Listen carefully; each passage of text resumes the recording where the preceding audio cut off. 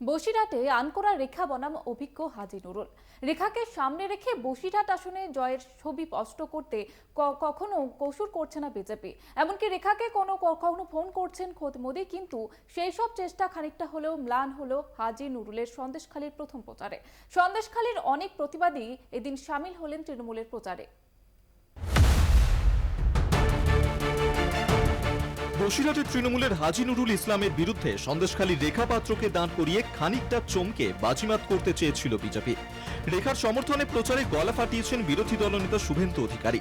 সন্দেশখালীর রেখার মনোবল বাড়াতে ফোন করেছেন খোদ প্রধানমন্ত্রী নরেন্দ্র মোদী। এত দূর পর্যন্ত পুরোটা অ্যাডভান্টেজ রেখা মনে হলেও রবিবার হাজী নুরুলের সন্দেশখালীতে প্রথম প্রচারে উল্টো ছবি সামনে এলো। প্রচারে পা মেলালেন সন্দেশখালীর অনেক প্রতিবাদী মুখ। মমতা বন্দ্যোপাধ্যায়ের ছবি ও তৃণমূলের পতাকা মাথায় মিছিলে সামিল হলেন তারা। তাদের দাবি, আন্দোলনে তারা সবাই ছিলেন, তাদের আন্দোলন তৃণমূলের বিরুদ্ধে ছিল না, বরং যাদের বিরুদ্ধে আন্দোলন তারা এখন জেলে। তৃণমূল পার্টির পক্ষ থেকে আমাদের কোনো অভিযোগ নেই। আন্দোলন কাদের পক্ষে ছিল? শিবুয়াজরা, উত্তম সর্দার আর শেখ শাহজাহান।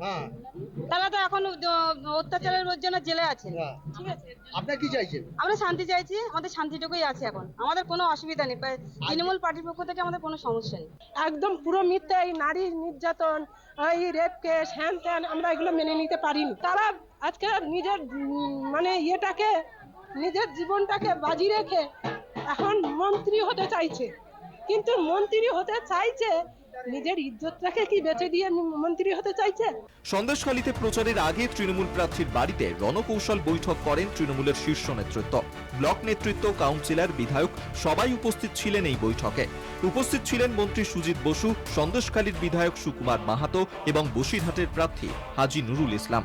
শহর এবং গ্রামে কিভাবে প্রচার হবে, কিভাবে বুথ কমিটি থেকে ভোটের প্রচার হবে তা নিয়ে অঞ্চল ভিত্তিক দায়িত্ব দেওয়া হয় নেতাদের। গঠন করা হয় একটি কমিটিও।